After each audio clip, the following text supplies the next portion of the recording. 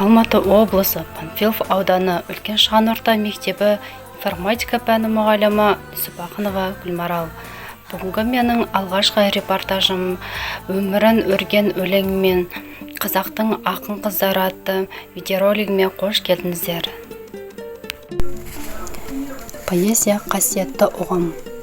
Ол адамның ішкі сезімінің тіл жетпес тылсымында жатқан әсем әлемі.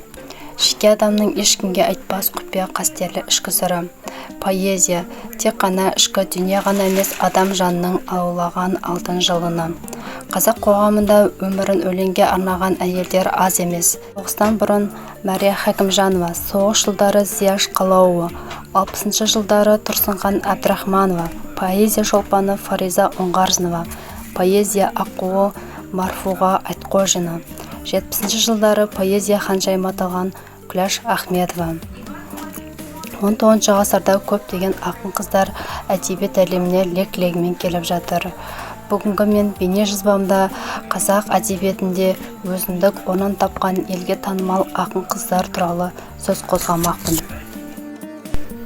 Бірінші бейне сюжет поэзия патшайымы.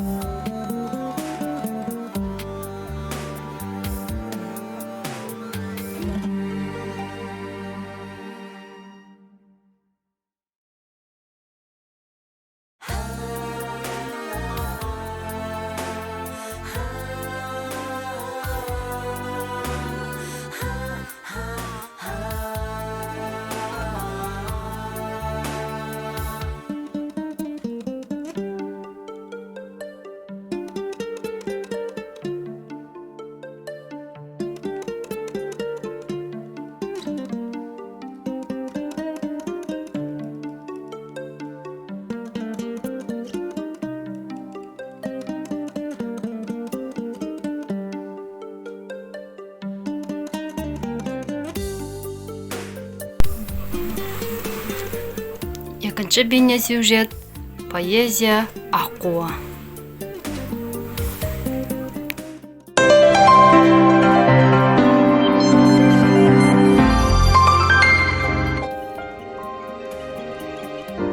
Қазақ халқы ерекше халық. Ерекше дейтінім өзінің ақындығымен, әншілігімен, жыраулығымен, осындай ұлан қайыр байтақ елін, жерін, соның бәрін өлең жырға қосып, қаншама ғасырлар бойы жалғастырып келген бүгінгі ұрпақтарына. Сол ақындықтың арқасында, керемет құдіреттей ақындықтың арқасында біздің сонау ерте замандарда тіпті жазу сызудың өзі болмаған кездің өзінде осы жыраулық ерекше қасиеттерімен қазақтың керемет атышулы жыраулары қаншама тарихи дүниелерді, халқымыздың тағдырын, өмірін, қиын кезеңдерін, қуанышын, мұңын, қасіретін бәрін осы өлең арқылы, жыраулық арқылы бірінен біріне жеткізіп осы уақытқа шейін міне соңғы ұрпаққа жеткізген. Сондықтан ақын тағдыр дейтін өте күрделі тағдыр. Ақын тағдырымен еш уақытта ойнауға, оған жеңіл қарауға болмайды. Ұлы абайлардың өзі сонау қиын кездің өзінде қаншама дүниелерді жазып қалдырып кетті. Үшінші бейне сюжет жайықтың ақ шағаласы.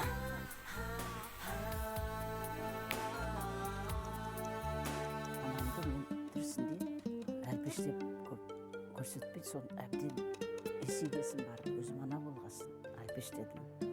Соны түгел махаббатымды көре алмадым, бірақ көп өлең ана жайлы жазатыным, сондықтан кемшілігім әлі күнге дейін сеніп қалам, көп алданам. Шыдамдылық, қайсарлық, сосын адамдарға жақсылық жасайын деп көп жүгірем, соны ойлаймын, артықшылығым шығар деп. Хабарласатын телефонмен бір адамға қуанышты хабар айтып үлгерсем, бір адамнан қуанышты хабар алып үлгерсем, адамдық затын байлық, билік, арақ, әйел, достықты өсіретін адалдық, шын сезім, өшіретін сатқындық, есепшілдік, осы ұлы даламды аман сақтасын, оттан, судан, сосын ұлы даланың перзентін азу тозудан сақтасын, біремен қасиетін қайтарсын. Адамның көңілі өзіне толмайды. Өзіне көңілі толым деген толдым, не болды, дандай су болады. Әлсіздің, аурудың, қарияның, ырсын жеп жүргенде шүкір. Жаңағы жерде бір адам емес, мына қоғамдағы сол ұрылардан өте шүкір. Соның мөлдерге қалса, қиналып тұрған біреуге жартысын береді. Сол түсімді бәрісін екеуміз бір жерге өлең оқып бара жатырмыз. Қыз балаларды кінәлап, баласын болды тастап кетті. Оған жалғыз қалған анасыз жігіт, жалғыз қалған анасы қызды дүниеге алмай отыр ғой, жасыратын жоқ. Менің ана ретінде қатты алаңдататын қыз тәрбиесі. Төртінші бейне сюжет қазақтың қанипасы.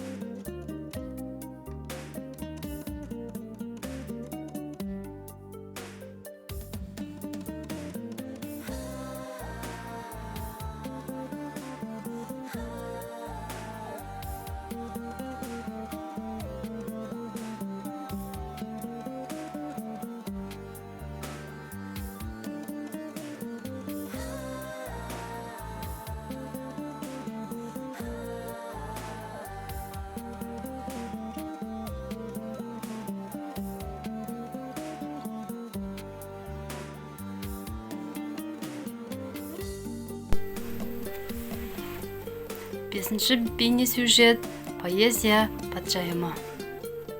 Берген мезгілдің заманның берген үлкен сыйы. Әрине Алла тағаланы есімізге аламыз. Мен өзім ислам жолындамын. Сондықтан мынау халқымызды, елімізді осы үлкен біздің жетістігімізбен, үлкен қуаныш бақытымызбен құттықтаймын. Осыдан айырылып қалмауымыз керек. Тәуелсіздіктен айырылмау керек. Тәуелсіздіктен айырылмау үшін тіліңді, діліңді, салт дәстүріңді, бүкіл халықтық құндылықтарыңды сақтай білуің керек. Еліңді сүюің керек. Мынау өсіп тұрған ағаштарды, ағып жатқан суларда өзіңнің жаңағы бүкіл жүріп өткен жаңағы жолдарында жанұяға қарасаң, бүкіл көріністердің бәрін сүю керек, адамды сүю керек. Сондықтан мен осы айтатыным, еліміз аман болсын, ұрпағымыз осы тәуелсіздікті